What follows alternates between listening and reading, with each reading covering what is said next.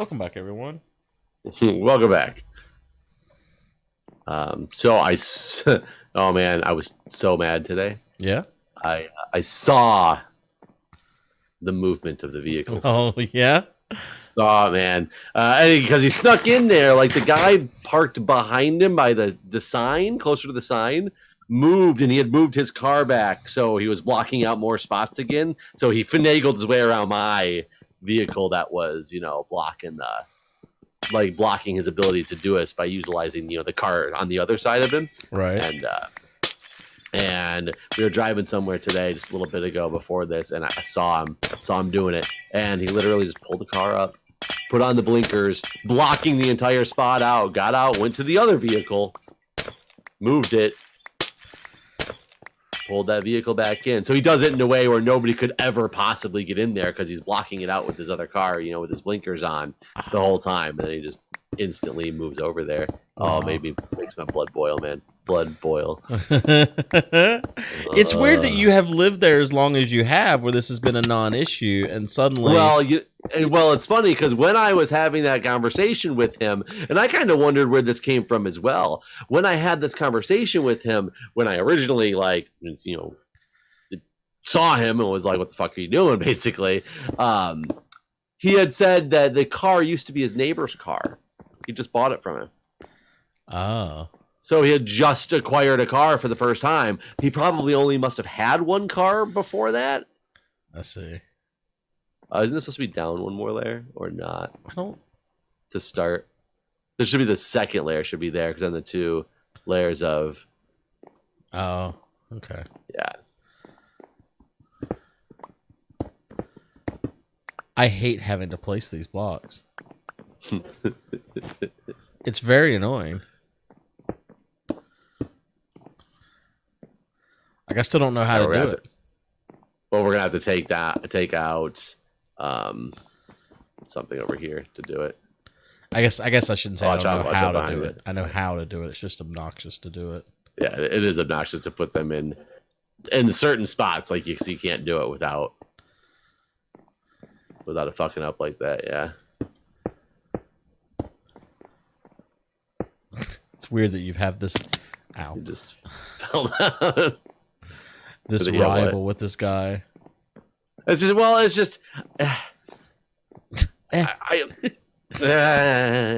just one of those things. Like it's the act of discourtesy with no thought process for anybody else is what really pisses me off. Like it'd be one thing if he had even. The fact that he thinks he's being like the neighborhood savior, according to his own words, is that he's saving the neighborhood from assholes who park there who don't live there. Is there a lot of that going on, you think? He claims there is. No, there's definitely not. He's like, I see people all the time parked there, and they're just getting their car, and then they run down the street, and because they don't even live around here. I'm like, do you have any idea like what you're really talking about here or not? Like, no, nobody knows.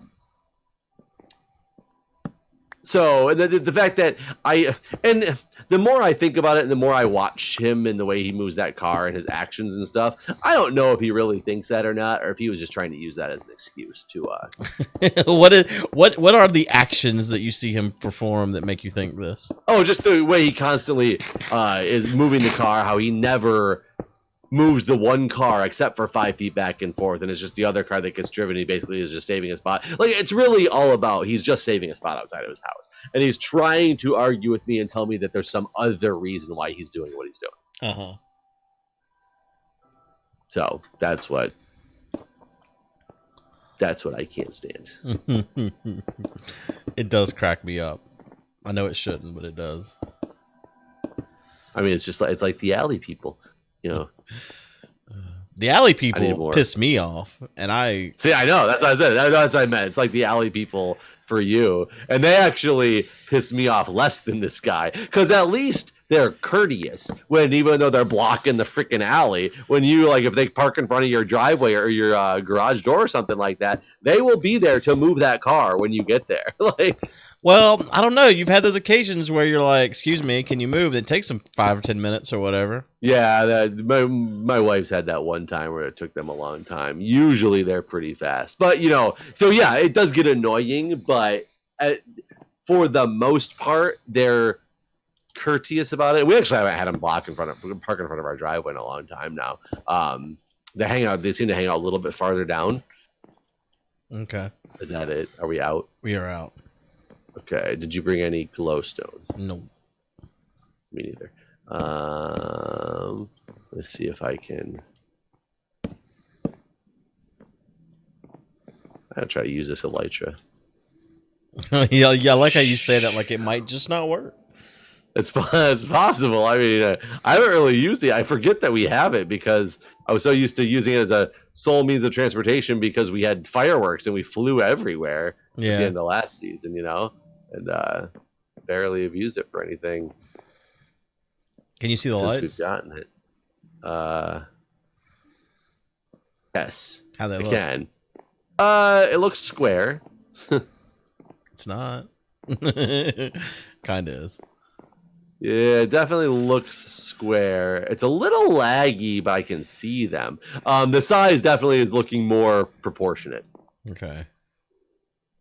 It's definitely a little laggy, though, the way it comes around. Huh. Glowstone, there's that. Do you know how many we're missing of the redstone lamps? Let's see here. 2, 4, 6, 8, 10, 12.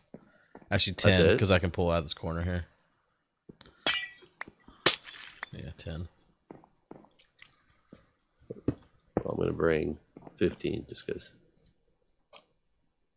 You don't trust me? No. Oh, I was trying to make sure I get up to 10. I'm about to use all the redstone. Yeah, I should only make 10, I guess. Because we only have 13 redstone left. Bring some wood, too. I have plenty of wood on me. Okay.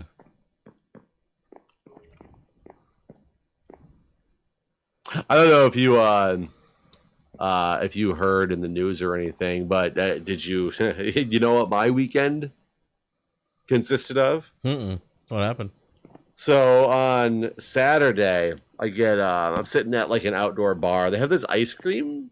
I can't remember the brand of ice cream. I guess it's from like Oregon, and they're doing a cross country ice cream tour. Okay. And they're hooking up with a bunch of local bars and doing like a free samples of ice cream at the bar. So it's pretty cool. Like you can eat ice cream at the bar for free. Yeah. So we went up to this bar down the street where they were doing it at. Here it's like one of those outdoor bars so it can get really freaking hot if you don't get in the like any of the good seating that's in the shade. Especially with this weather that we've had that's 100 fucking degrees every day. But I'm at this bar drinking my first beer, luckily only my first beer, and I get the text message that there's crisis call I need to join for the hospital, like something's going on at the hospital with power.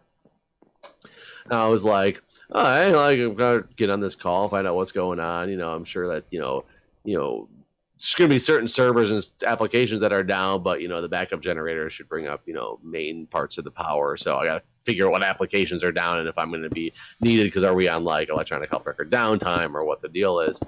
And I get on this call, and the first thing I hear is my IT person. He's just he's panting frantically. And it turned out he was panting because he had to take the stairs up to one of the sixth floor of one of the buildings because there was not working elevators because of lack of power. And all I hear him say is, "I'm in the server room right now. It's pitch black. Power went out. Generators didn't work." And I'm like, generators didn't work? So literally my hospital lost all power. Wow. And the generators didn't work. Why did the generators not work? And I don't know. I have no idea. I think they're still investigating that. But it's amazing to think because so the nice thing is they were down without any power, and most of the hospital, one of the multiple generators we have actually works. So there's a portion of the hospital that had power, but think luckily we live in the day and age we do, because if the generators didn't work 20 years ago, equipment that keeps people alive didn't have batteries. Right. Okay, you've just killed me. I didn't realize you were up there. I thought that was just I was just cleaning that up because I thought that was just random. Like I thought that was part of your building block to have built this thing. Are you alive? I am barely alive.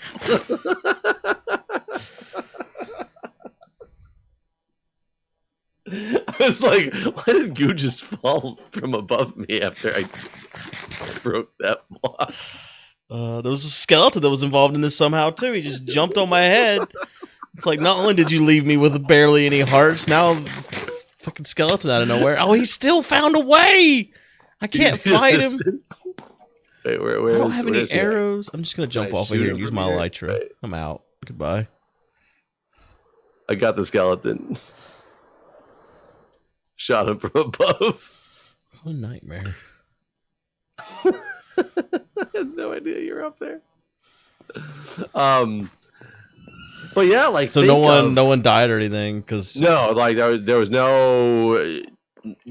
As far as everybody is aware, like, and, you know, with all the after action stuff, like there was no harm to anybody. It's mainly about finding the root cause of like what happened, so we can ensure that it doesn't happen again. Yeah, pretty much. But yeah, think if something like that happened, like, you know, 20 years ago, before everything had such, you know, capable battery backups for some, you know, for a lot of this equipment. Yeah, that's pretty scary.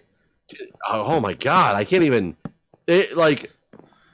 It's funny because it's one of those situations where you don't know what you don't know, and we didn't know that we didn't know that we didn't have a comprehensive enough plan, because, you know, all of our, you know, plans for disasters and stuff pretty much talk about the fact that, you know, power goes out, our backup, you know, is this, you know, emergency generators that will do this, and you only have, you know, partial, you know, power to do things with. But you wait, there was no contingency for if generators don't work?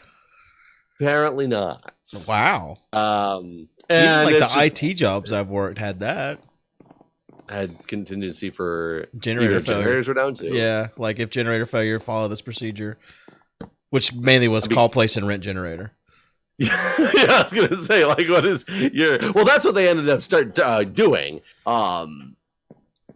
So I guess in theory there possibly was some type of backup. Well, I guess there was also supposed to be like a backup generator just in case, but it was out for maintenance or something. Like, I don't know all the details of everything, but it's just funny because, you know, most of your plans, you know, talk about, you know, the generator still functioning, and that's what happens if you lose power. And we'll talk about, well, what do I do?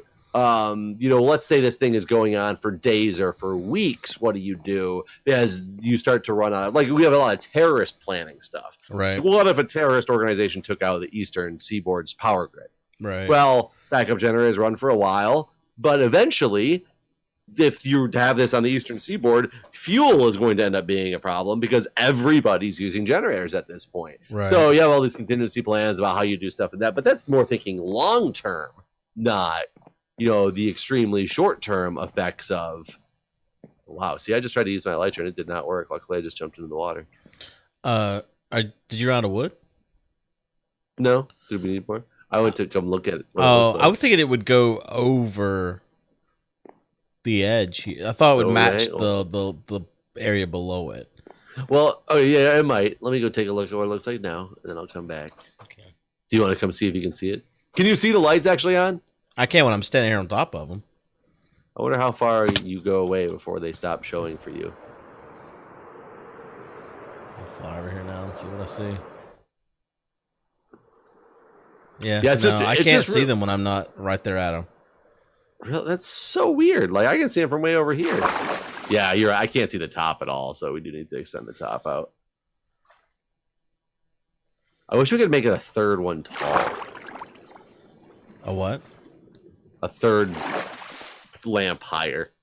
Oh.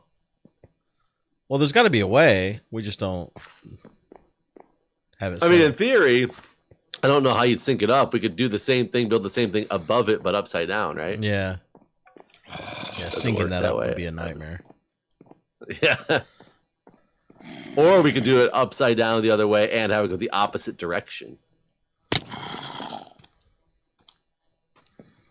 That might look kind of cool. Good, yeah. How do we get in here now? Did you make it? Well, I think you just closed it up the way I had made. We closed it up the way you had made with. No, I'd made another way after that, but yeah, it's closed up with the roof now. We can bust in. Yeah.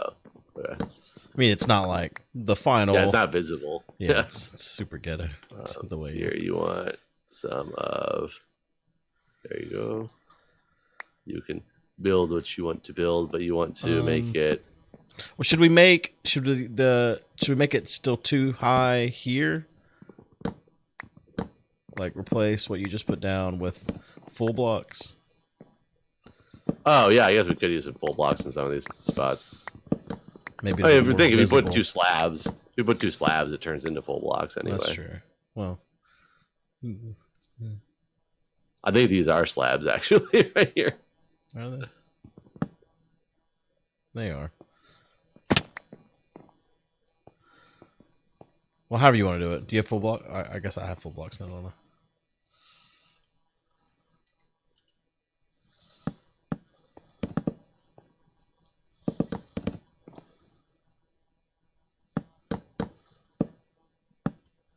Yeah, emergency preparedness stuff is really intriguing to me, but it's so like scary at the same time to think of the things like I never thought I would, work during a ransomware, and that happened. Yeah. I never thought that in a million years I would ever walk into a pitch black functioning hospital in my life. Yeah, that's pretty scary. That happened.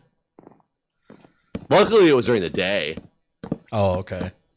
Yeah, because if it was at night, it would have been a whole different story. I guess the really interesting thing is it was a Pepco is the power company around here, and it was the Pepco substation that feeds a big chunk of. There's like 4 hospitals on one campus at here where my hospital's at. There's 4 total hospitals in the campus. There's the VA, Children's Hospital, and National Rehab Hospital. That's kind of scary. That's putting a lot of eggs in a basket. Well, I guess we have 5 feeds that come in from the power company. And nobody's really ever in a million years thought that we could lose all 5 feeds, but I guess they were all fed from Pepco from the same substation. And Pepco was investigating, and everybody's assumption at first was that it was based on the fact that so many people were using air conditioning because it was super hot. Right. And I guess Pepco has officially come out and said their investigation has revealed that is not what happened, but they don't know what happened. Well, that's no damn good. That's kind of more scary. I'd prefer you knew. So now we're like waiting on Pepco to come back with why they lost power in the first place. So it's really, it's really interesting to just deal with. That's got to be scary for patients too, especially if you are one on life support.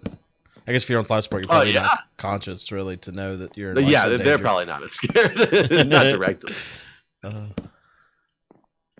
no need to. But I guess for like family members that are there, with absolutely.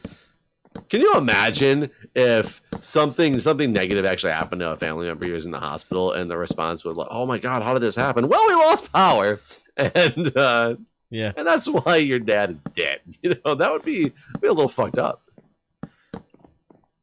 Yeah, no, for sure. That sounds like a malpractice type of thing, isn't it?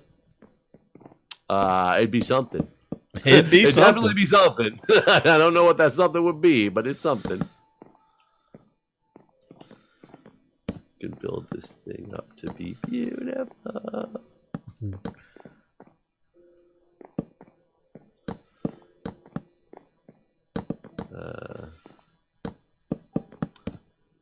So yeah, when people ask me if you have a boring job in an office now, sometimes things are less boring than we'd like them to be.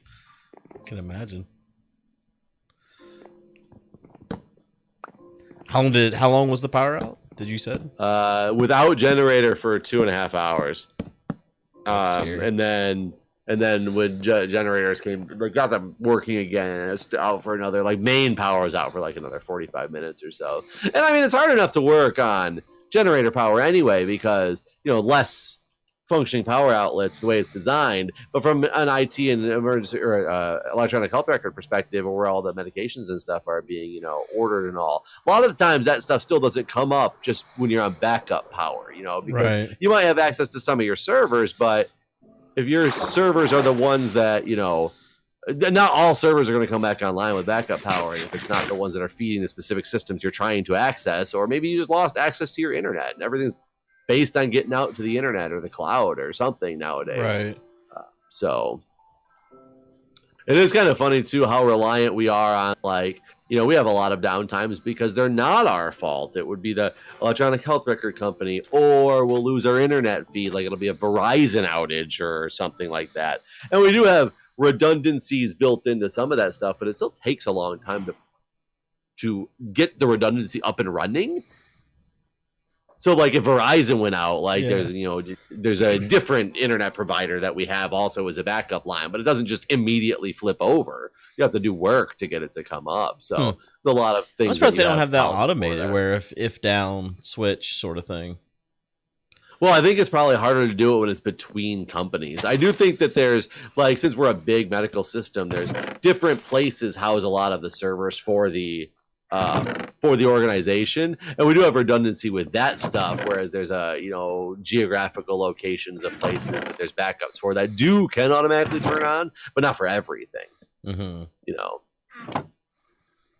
It's just really interesting to see what you can possibly run into in this world now, and it's because we're all I don't know if you ever watched the Die Hard series, with Bruce Willis. Bruce Willis. Yeah. So did you watch the Live Free or Die Hard, the one that came out years later? That Justin Long and Jack Patty. You okay, bud? Well, in that series, he in the last, or not the last one, because there's one after the last one now. There's a couple weird ones. But the one with Justin Long, it was all based on terrorist attack by using what they call the fire sale or whatever, and it was pretty much accessing hacking the grid and hacking power companies and this, that, the other. There was for a purpose, but it basically, Justin Long was talking about how everything is so based on computers nowadays. Nobody knows how to function anymore without them. It sent the world into chaos. Yeah. Oh, for sure. The easiest big terror attack would just get rid of our power, because once people didn't have computers, they wouldn't know how to be.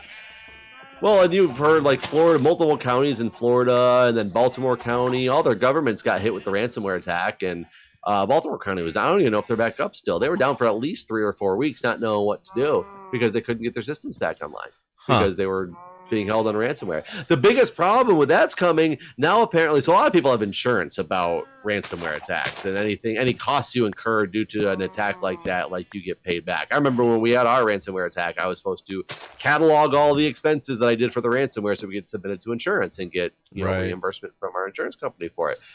A lot of the insurance companies are having debates whether it's too expensive to do that as opposed to just paying the ransom. So insurance companies are now paying the ransom for facilities because it's cheaper, which is just propagating the problem because now hackers are realizing it works. Right. There was a couple of major, the whole European hack that happened 2 years ago now, when most of Europe got hit with that ransomware that propagated through really fast. And people were tracking the Bitcoin accounts that the ransomware was for, and it got $7,000 in it by the end of the attack. Europe, nobody paid the ransom basically, and it was looking good. This is going to send a message to those hackers that people aren't going to deal with this shit. This shit's not going to work. And now you just have insurance companies who are you know what? Saves us money to just pay the ransom. That's crazy. Huh. Well, that definitely makes it a lot more profitable for them. I wonder how many of these groups that are doing this have been caught. Because some of them had to have been caught by now. One would think, but you never know. It's part of the problem with ransomware is even if you have been caught, a lot of the way these ransomwares work, you can get caught the first day you deployed it into the wild. but it's still out there. Yeah, sure. It's still in the wild. Right. It's still, it's kind of like torrents. Like back in the day, we used to, illegally download music with like Napster and Kazaa and all that stuff. That was based on, well, I think as Napster was based on specifically, I connected to a person and I downloaded a file from that person. It wasn't peer to peer. I mean, it wasn't like, peer-to-peer, but it wasn't multi-peer to peer. If I recall the way Napster worked, I could be wrong. And then I remember Kazaa and LimeWire coming out, where you could do pieces of the files from multiple different people. And once you got those things out in the wild, like you can shut down Napster, but you can't shut down what Kazaa is. You can't shut down what torrents are. Right. Like they're out there forever now. Like you can never just stop them. Right. Because as long as someone is seeding. As long as somebody is seeding, right. Yeah. As long as somebody has an application that seeds torrents, like that's all you need for it anymore. Right. These things are trying to propagate. They're going through the system, and they will. It's almost like a chain letter. You'll never. I guess you don't see those as much anymore. Remember when those were super popular in email? Yeah, it's been a while since I've seen the forward this within 15 minutes or your grandma dies. And it's funny because that was almost like I just lost my potatoes. I don't know what I did with them. I think I put them in a chest thinking they were glowstone. I think those were basically the Nigerian print scam without being a scam. It was just get them to as many people as you possibly can and see where it goes. And then it's almost like the Nigerian print scam was like, let's do that exact same thing, but profit. Like they added that third step in there. Right. Because that's all it is, right? It's the same thing. You just put it out there and you're hoping for it to get out there to more people so that you can. I mean, it's a little different because no one ever received the Nigerian print scam and then forwarded it to their grandma. That's true. I mean, some people might have. They'd be like, Grandma, help us, boy. He's a prince. Saved. Yeah, he's a prince. He got our back. He heard our prayers. Go get us. Did you know that bamboo can grow not next to the water? Nuh-uh. I don't believe it. I will never believe such things.